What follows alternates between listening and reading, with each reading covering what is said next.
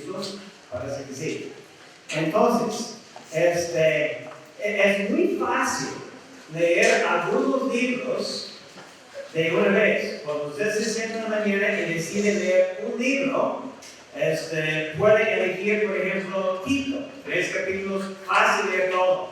Ruth, 4 capítulos, fácil leer todo el libro. Filemón, más fácil todavía. Que Abdías, muy fácil todo el libro.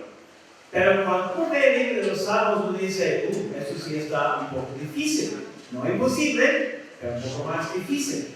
Entonces, luego no me perdí mis pilas y les recuerdo que en el año 2020, cuando yo decidí meterme un poquito más en los Salmos, la verdad es que lo hacía con el fin de adelantarme un poquito más, porque eran días difíciles. Mi esposa estaba en Canadá, yo estaba en México, y la distancia grande, uno no sabía cuándo podría viajar. Los Estados Unidos había cerrado la puerta, yo no podía entrar para ir hasta Canadá. Y dije, ¿qué va a pasar?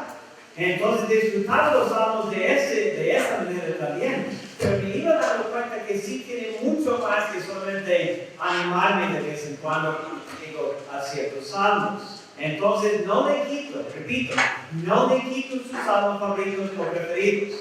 Pero le quiero animar a que vea el libro de los Salmos en su totalidad y vaya leyéndolos lo más pronto que se pueda, todos en un conjunto, sea un libro a la vez, o sea todo el libro. Anoche les comenté que uno puede leer todo el libro de los Salmos. Bueno, yo no soy, me han preguntado desde que llegué a Honduras algo sobre los deportes. Yo no juego nada, ¿okay? Toco el piano, pero no juego ningún deporte. ¿Por qué?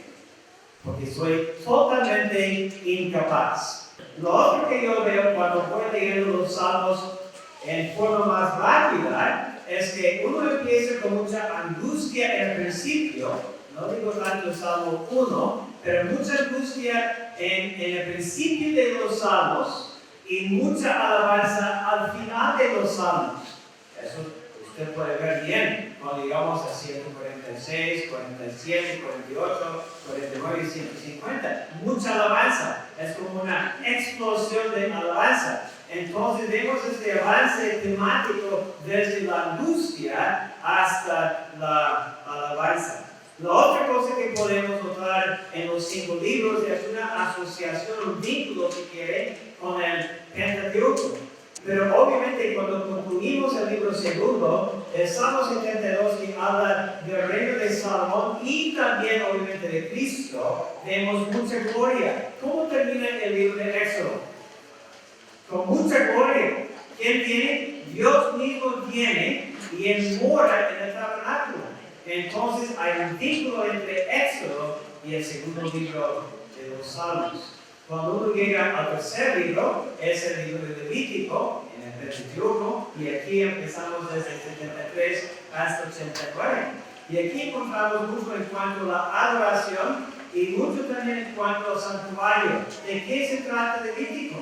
Se trata precisamente de cómo puede el pueblo rescatado de la ruina que tiene Dios morando en su medio, cómo pueden ellos llegar a la presencia de Dios. Hay ciertas reglas, hay ciertos sacrificios. Y eso es lo que podemos ver en algún sentido en el tercer libro de los Salmos. Llegamos al cuarto libro que se relaciona con números. Y ahí vemos la experiencia del pueblo de Dios de Israel cuando va caminando por el desierto. La vida era difícil, como podemos notar leyendo todo números, pues, ¿no? Pero igual en Salmo 95, por ejemplo, él está diciendo, no endurezcáis vuestros corazones, como días pasados cuando el pueblo veía las bendiciones de Dios, pero hacía caso omiso y por lo tanto había mucho castigo, mucha disciplina, mucha muerte allá en el desierto. Llegamos al libro quinto y otra vez el fenómeno es la ley por segunda vez. y todos tienen algo en común. Van a decir bendito, van a decir Jehová, van a hablar de los siglos o de los siglos de los siglos y van a terminar con la palabra. ¿Va a terminar con la palabra? Amén. ¿Está despierto? Muy bien. Entonces, eso divide o marca los 5 libros. Y usted dice, bueno, ¿qué pasó con el quinto libro? Bueno, el quinto libro, en cierta manera, como ya mencioné, termina en sí con una gran doxología. No solamente algunas palabras, no solamente un versículo o dos, pero termina con varios salmos que vienen siendo realmente la última doxología. A Dios, alabanza a Dios por su majestuosidad, por su soberanía, por la eternidad. Y el salmista, como si fuera, está llenando su corazón con pensamientos de Dios y no puede contenerse y escribe todas estas palabras. Entonces, las doxologías, tanto en el Antiguo como en el Nuevo Testamento, son de mucho interés. Pero quiero pensar también en el diseño del salterio. ¿Cómo tiene algo escrito arribita allá en los salmos? Lo que es el sobrescrito, si quiere, yo puse la palabra comienzo, porque como usted bien sabe, soy adicto a la literación. Entonces, fíjese por ejemplo en el Salmo 3. El Salmo 3, yo sé que les estoy haciendo trabajar, porque no pongo aquí las citas, pero lo hacen el hermano Mix. Yo quiero que trabajen. Fíjense abierto el Salmo 3, porque quiero que se fijen bien en lo que dice. La Biblia mía, que me gusta mucho, el tamaño, la letra y todo eso, dice arriba, oración matutina de confianza en Dios. Eso es algo que los editores pusieron, pero no es algo inspirado por Dios. Pero lo que encontramos después es Salmo de David cuando huía de delante de Absalón, su hijo. Entonces, cuando vemos estos escritos que comienzan muchos salmos, deberíamos fijarnos. Y de hecho, mi recomendación es que, siendo parte de la inspiración, es bueno leerlos también cuando está leyendo los salmos, especialmente en público.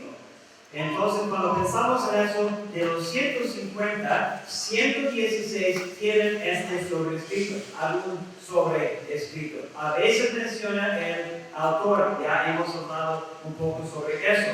A veces da un trasfondo histórico, como aquí hemos leído en el Salmo 3. Nos ayuda a entender el Salmo 3 cuando sabemos lo que David estaba viviendo, cuál fue su experiencia. Absalón, su propio hijo, se había levantado en contra de él, tenía muchos amigos de David que iban también con él, y él se pone a escribir el Salmo 3, que digo yo, va junto, va de la mano con el Salmo 4. Uno escrito en la mañana, otro escrito en la tarde, pero David podía confiar, podía acostarse y dormir bien porque él confiaba en su Dios, que no entiendo para nada en este momento, pero entonces, a veces hay algo histórico.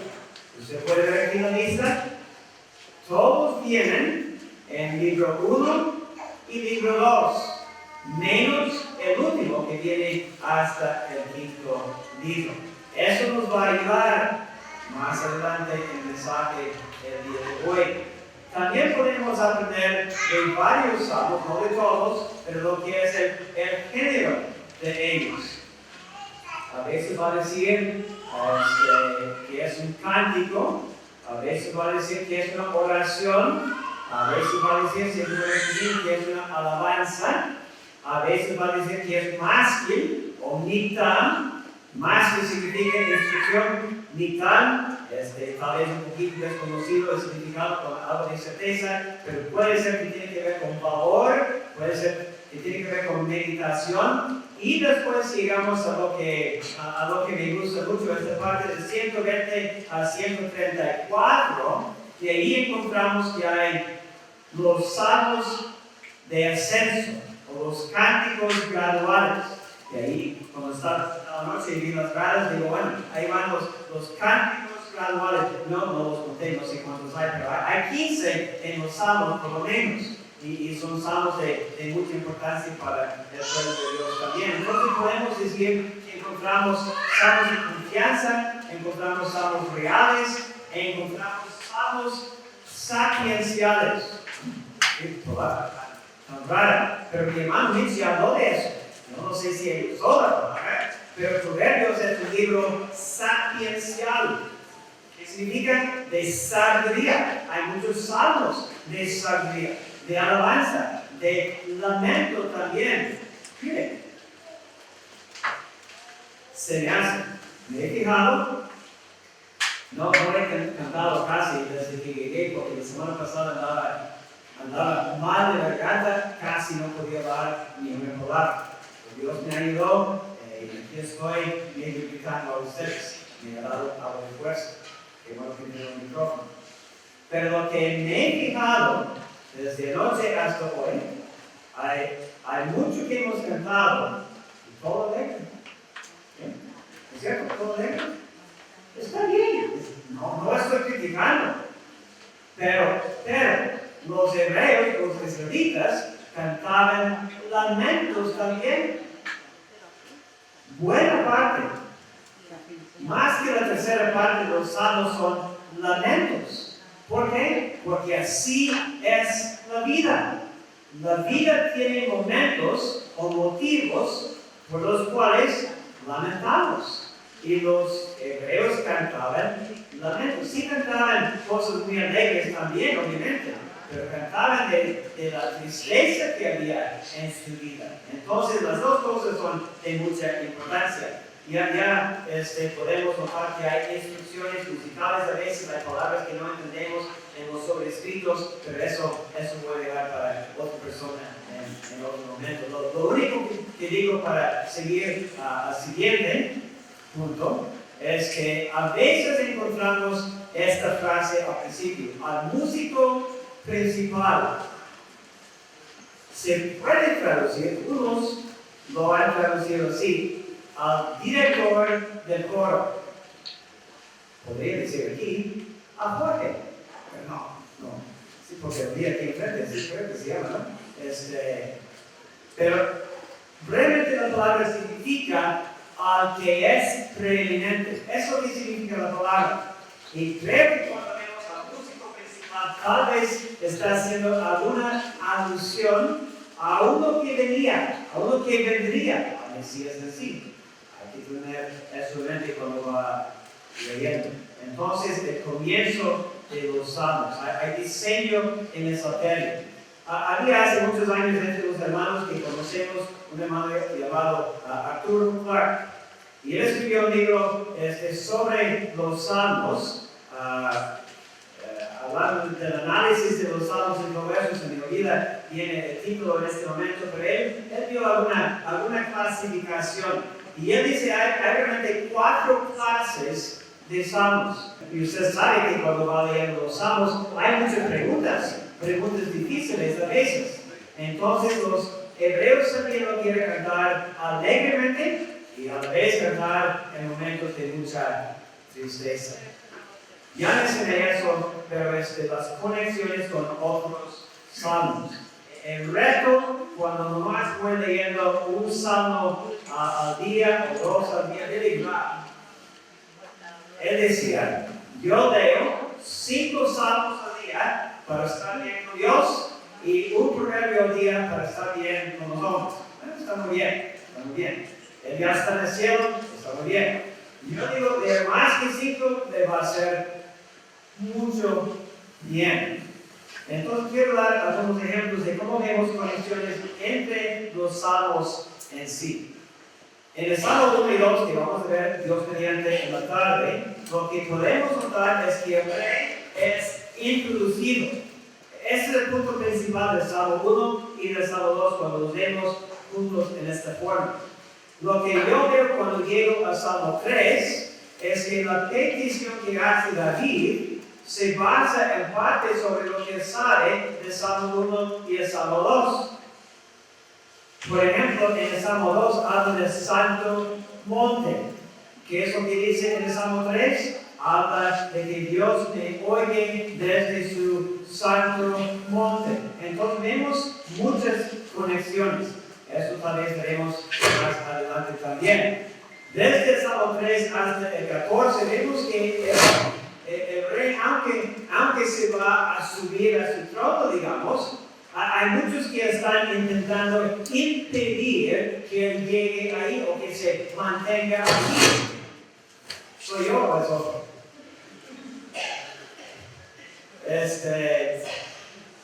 El Salmo 3, por ejemplo, como hemos visto, es Absalón que está intentando quitarle de su trono. Y además que podemos ver de 3 a 14. De 15 a 24 el rey ya es instalado. Veremos eso en más detalle en un minuto más o menos. Entonces hay que ir viendo los salmos uno tras otro y ver qué es lo que se repite en este salmo que se introdujo en el salmo anterior o tal vez un poco antes de eso. Y eso es muy claro cuando uno llega a leer los salmos de ascenso. Es toda una historia desde 120 hasta 134. Piensen conmigo en la compilación de los salmos. ¿Cómo es que tenemos entonces los 5 libros? Obviamente murió David antes que se terminara este libro de los salmos. Pero David por lo menos lo comenzó. Él se llamaba, como leímos anoche en 2 Samuel 23, el dulce cantor de Israel. Cantaba y escribía también lo que cantaba. Está muy bien. Pero David es el que tenía, yo le sugiero, la idea de tener el salterio de 1 a 150, aunque no los números, pero sí, tenía la idea de entregar salmos al pueblo de Dios. David es el que, cuando uno va a leer en el libro de las Crónicas, es el que instaló, digamos, un sistema para que hubiera diferentes personas cantando y se pierde todo eso. Entonces David estaba pensando, ¿cómo puede el pueblo mío, el pueblo de Dios, adorar, alabar? Y digo yo que él escribió muchos salmos pensando en eso, pero no terminó. Él comprendía muchas cosas. Como vimos anoche, y eso para los que no estaban, él sabía que cuando escribía fue el Espíritu Santo que estaba hablando. Porque él sabía algo de la importancia del peso de lo que él estaba apuntando en papiro en aquel entonces. Pero alguien obviamente concluyó este libro de los Salmos. ¿Quién fue? Posiblemente después del exilio fue Esdras. Hay otras sugerencias, yo no sé, no estuve, usted tampoco, pero alguien se puso a agarrar 150 salmos y ponerlos en el orden, yo diría, bajo la dirección divina, para que lo que tenemos ahora es precisamente lo que Dios quiere que tengamos. Jehová es mi luz y mi salvación, ¿de quién temeré? Jehová es la fortaleza de mi vida, ¿de quién he de atemorizarme? Realmente lo que encontramos en el versículo 1 es una expresión de confianza. Cuando se encontraron contra mí los malignos, mis angustiadores y mis enemigos, para comer mis carnes, ellos tropezaron y cayeron. Aunque un ejército acampe contra mí, no temerá mi corazón. Aunque contra mí se levante guerra, yo estaré confiado. Aquí vemos mención de los malos, de los enemigos. Vea el versículo 4. Una cosa he demandado a Jehová, esta buscaré, que esté yo en la casa de Jehová todos los días de mi vida, para contemplar la hermosura de Jehová y para inquirir en su templo. Porque Él me esconderá en su tabernáculo en el día del mal, me ocultará en lo reservado de su morada, sobre mi roca y pondrá en alto. Aquí encontramos a David buscando a Jehová. Lea el versículo 7. Oye, oh Jehová, mi voz con que a ti clamo. Ten misericordia de mí y respóndeme. Mi corazón ha dicho de ti, buscar mi rostro. Tu rostro buscaré, oh Jehová. No escondas tu rostro de mí. No apartes con ira a tu siervo. Mi ayuda ha sido. No me dejes ni me desampares, Dios de mi salvación. Aunque mi padre y mi madre me dejaran, con todo Jehová me recogerá. ¿Veis? Los 7 días él está buscando a Jehová. Versículo 11.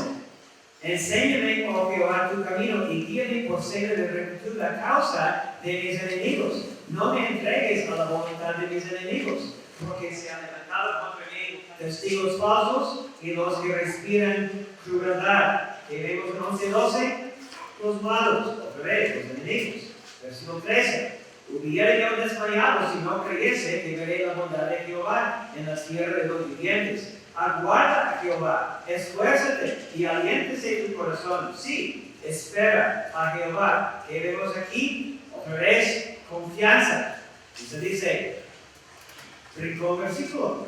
Bueno, sí, a propósito, ve el versículo 6. Luego levantará mi cabeza sobre mis enemigos que me rodean, y yo sacrificaré en su tabernáculo sacrificios de júbilo. Cantaré y entonaré alabanzas a Jehová. Entonces, el puro medio es alabanza. Él dice, si circunstancias son difíciles, si hay enemigos, yo sigo buscando a Jehová, porque en Él tengo confianza. Pero el punto central, el punto focal es que Él, en medio de todo, decide, a pesar de todo, yo voy a seguir alabando a Dios. Es lo que llamamos, o lo que llaman, un quiasma. El punto central es el punto focal. Pero también hay grupos de salmos donde vemos eso. No vamos a leer todos esos salmos. Pero cuando usted empieza en el 1 y termina en el 14, usted puede ver también que el que está en puro medio, bien conocido, es el Salmo 8, que es un himno de alabanza. Porque recuerde lo que mencioné, lo que pasa aquí en esta primera parte de los salmos es que la vida está como si fuera subiendo al trono. Hay oposición, hay unos que están en su contra, pero en medio de eso también alaba. Entonces empieza con su sabiduría contrastada con la necedad de otros. Y termina así también en el 14. Usted bien conoce el 14. Dice el necio en su corazón, no hay Dios. No es algo, es algo necio, ¿no? Y del 3 al 7, del 9 al 13, encontramos 5 elementos, pero en puro medio está la alabanza. Uno más antes de seguir, porque tenemos que terminar. Del 15 al 24 ya estamos viendo que el rey ha sido instalado. Si tienes su Biblia abierta, fíjate lo que dice el 15:1. Salmo de David, Jehová, ¿quién habitará en tu tabernáculo? ¿Quién morará en tu santo monte? Ahora venga conmigo al Salmo 24. Es lo que dice en el 7, alzad, oh puertas, vuestras cabezas, alzaos vosotros puertas eternas, y entrará el Rey de Gloria. ¿Quién es este Rey de Gloria? Justo antes ha preguntado en el 3 y 4, ¿quién va a entrar? El limpio de manos y puro de corazón. Entonces lo que podemos notar aquí es que el 15 y el 24 son salmos donde vemos al rey entrando en la ciudad. El 16, que bien conocemos, que habla de la resurrección, es un salmo de confianza, tal como el Salmo 23. Jehová es mi pastor, nada me falta, puedo confiar en Él. El 17 es un ruego por ayuda, como vemos también en el 22, bien conocido. Dios mío, ¿por qué me has desamparado? ¿Dónde está Dios? Busco ayuda. El 18 es un salmo real. También Salmos 20 y 21 son salmos reales. Eso nos deja en el puro medio con el 19, que es un salmo sapiencial. Mi palabra favorita es el lenguaje. Sapiencial. Un salmo sapiencial. No tiene nada que ver con salmos. No parece. Pero es un salmo de sabiduría. Y el enfoque en el 19 es obviamente la ley de Jehová. Bueno. El desarrollo histórico. Recuerden donde empezamos. El autor al principio de cada libro va cambiando. Es diferente. Recuerden también que vimos que hay un avance temático desde el Salmo 1 hasta el 150. De mucha angustia a mucha alabanza. Hemos visto muy poco sobre la manera en que podemos asociar los 5 libros de los Salmos con los 5 libros de Moisés. Usted puede pasar más tiempo y ver más conexiones, nomás les dejé algunas pistas. Pero quiero pensar también en el adelanto en cuanto a la historia del reino. Eso otra vez es algo que usted va a tener cuando va leyendo los Salmos con más velocidad, digamos. Entonces vemos progresión histórica. Y quiero que notemos cada libro, los Salmos y cuántos son de David. No escribió todos los Salmos, escribió más o menos la mitad, más o menos. En el primer libro encontramos que escribió 37 de 41. Hay un toque muy davídico en el libro 1. ¿Por qué? Porque David está entrando en lo que Dios le prometió y David está recibiendo el reino. Muy bien. No es que no haya dificultades, sí las hay, pero por lo menos entra en su reino. Y esa se relaciona con algunos capítulos del 1 de Samuel hasta más o menos el 2 de Samuel y su capítulo 5.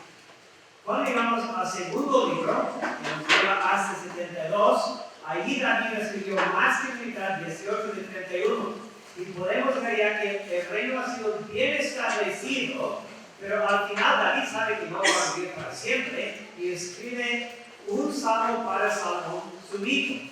Leímos, por eso, un poco de Salmo 72 al principio de este mensaje, pero si vuelve a verlo por un momento, usted puede ver lo que dice: oh Dios, da justicia al rey y tu justicia al hijo del rey. Este es para Salomón. Él juzgará a tu pueblo con justicia y a tus afligidos con juicio. Bien sabemos que el 72 es un salmo muy mesiánico, eso sí entendemos bien. Pero el reino ha sido establecido. ¿Hay problemas? Claro que sí. Piense en el 52, donde encontramos Doeg.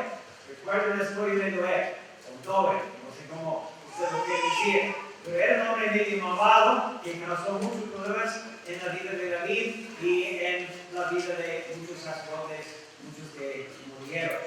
Entonces, de 42 a 72, sí la cosa va avanzando, pero sí todavía hay algo de oposición. Cuando llegamos a 73 al 89, el reino va terminando. Las cosas no están bien para nada. Cuando usted ve el 74:7, dice que han puesto fuego a tu santuario. Cuando llegamos hasta el final de este tercer libro, que es el 89, empieza bien, pero después empieza a nombrar varias cosas que no están bien. ¿Hasta cuándo, oh Jehová, te esconderás para siempre? ¿Arderá tu ira como el fuego? Entonces, en el 89, lo que pasa es que el reino se está deshaciendo. Y la pregunta que tiene el salmista es: ¿y qué pasa con el pacto de Dios? Pero Salmo 89:46, hasta cuando nos da la esperanza de que algún día la cosa va a cambiar, la cosa va a mejorar. De 90 a 106 es el tiempo de exilio. Ahora, voy a decir nomás eso mañana o pasado, nomás te digo eso. Están viviendo sin un rey humano. Y la pregunta es, a ver, ¿qué pasa? Si están viviendo sin un David, sin un Salomón, sin un descendiente sobre el trono en Jerusalén, si muchos de ellos están en Babilonia, ¿qué tienen que recordar? Por eso leímos en el 96. Recuerden, dice esta lista, Jehová reina. Tal vez no hay ningún rey sentado sobre el trono en Jerusalén, pero nadie puede quitar a Jehová de su reino. Jehová, y eso se repite desde el 93 hasta el 99, leemos un salmo, se repite vez tras vez tras vez. No porque haya abundancia de tinta y papiro, sino para enfatizar, porque ellos cantaban esas verdades. Y cuando canta algo queda bien en la cabeza y en el corazón. Y les habría sido de ayuda ahí en Babilonia. estamos en el exilio. ¿Qué va a pasar? Recordemos, Jehová reina. Tal vez uno se va mal, se va de mal en peor, pero Jehová reina. La introducción de Moisés es muy interesante y lo voy a volver a mencionar en otra ocasión.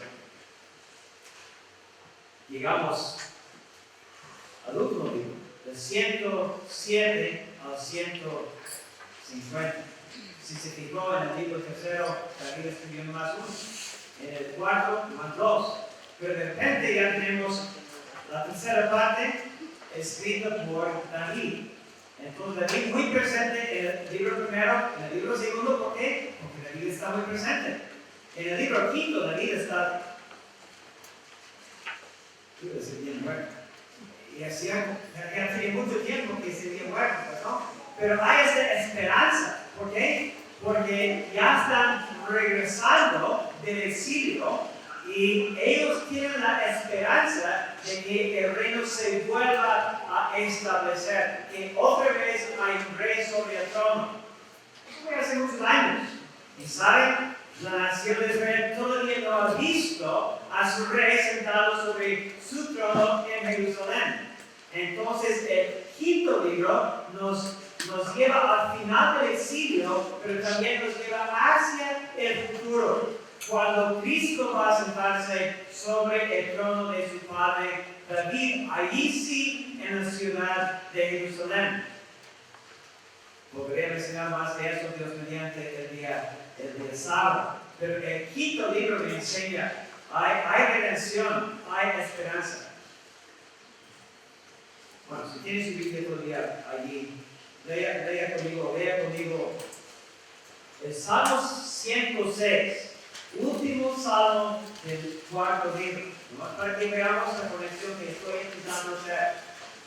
El Salmo 106, 47. Busquen como habla. Salmos, Jehová, Dios nuestro, y recógenos de entre las naciones, para que alabemos tu santo nombre, para que nos gloriemos en tus alabanzas. Estamos como si fuera llegando hacia el final del tiempo del exilio. Y claman a Dios, recógenos, regrésanos. ¿Cómo empieza el quinto libro? 107:1. Alabad a Jehová, porque Él es bueno, porque para siempre es su misericordia. Díganos los redimidos de Jehová, los que ha redimido del poder del enemigo, y los que ha congregado de las tierras, del occidente y del occidente, del norte y del sur. ¿Qué pasó? Dios contestó. Oraron en el 106, Dios contestó, y cantan alabanza en el 107, empezando el quinto libro. En éxodo del exilio, y hay esta esperanza, no cumplida todavía, pero hay esta esperanza del reino. Bueno, hay más que podría decir, pero el señal de arriba, y animen, creo que tengo un minuto todavía. Quiero dar más un poco de dirección práctica. Lo primero viene del señor Packer. Ya está en el cielo también. Él enseñaba en un seminario en Canadá. En una de las asambleas era un hombre anglicano, pero escribió algunos libros muy buenos. Y él dice, cuando usted está viendo el libro de los Salmos, recuerde que no es tanto de cabeza a cabeza, aunque sí, pero es de corazón a corazón. Nos debería tocar el corazón cuando vamos leyendo el libro de los Salmos. Y eso vemos aquí también porque así hace la poesía. Si a usted le gusta la poesía, ya sabrá que toca la afección, toca la emoción. Por eso los jóvenes que están aquí están memorizando algún poema para algún día decir a la novia para que ella se quede muy impresionada. Tan romántico este muchacho. Bueno, está muy bien. La poesía así es. toca la afección y la emoción de uno. Piensen en el plan, y eso ya dije anoche, lo dije hoy y lo digo otra vez. Y a lo mejor lo digo mañana también. ¿Sí? Porque lo que sé de mi propia vida es que yo necesito escuchar algo más que inglés para aprender. Yo puedo ir, usted tal vez no. Pero leer el libro de los Salmos con algo de velocidad, intentando leer muchos a la vez, y a la vez con lentitud, viendo cada palabra. Hay que ser realistas. ¿Sí? Yo sé que tenemos que dormir, tenemos que trabajar, sé todo eso. Hay que ser realistas. Pero hay que ser, en mi lectura, hay que ser lectura repetitiva también. Recuerde siempre y busque la profusión, la abundancia, la plenitud de citas en el Nuevo Testamento que encontramos allá en el libro de los Salmos. Alguien ha dicho, no se decía algunos detalles, pero alguien ha dicho que en más que 120 salmos uno puede encontrar o cita o alusión obvia en el Nuevo Testamento. Y finalmente, pensar. Eso que dijimos, ¿no? Con qué intención, con propósito, de ir pensando. Una cosa que yo voy pensando cuando voy leyendo los salmos es, ¿qué sabía el salmista? Sabía mucho. David sabía mucho. ¿Qué tenía? Bueno, tenía Génesis, Éxodo, Levítico, Números, Deuteronomio, a lo mejor tenía Josué, a lo mejor tenía Jueces, a lo mejor tenía Ruth, tenía presente físicamente a diferentes profetas como Samuel, como Natán, como Gad. Él tenía mucho. A veces tenemos la idea de que esos que escribían en el Antiguo Testamento como que no sabían tanto. No va a pensar que no sabían tanto. David sabía mucho. Y eso puedo ver. Mi tiempo ya se fue. Eso se puede ver muy claramente en el Salmo, por ejemplo. Cuando uno piensa que David conocía bien lo que pasó entre Samuel y Saúl, cuando Saúl perdió el reino por no obedecer, David dice, yo voy a ser diferente. Yo vengo para hacer tu voluntad. Como está escrito de mí en el Gloria de Dios. Eso habla de ti. Claro que sí. Pero David lo escribió y David pensaba, así quiero vivir también. ¿Por qué? Porque conocía la historia de qué había pasado con este hombre Saúl. Me da un buen panorama también, por la reflexión mi hermano Mitch. Cuando yo leo los salmos me doy cuenta de dos cosas. Uno, yo no soy el centro del universo.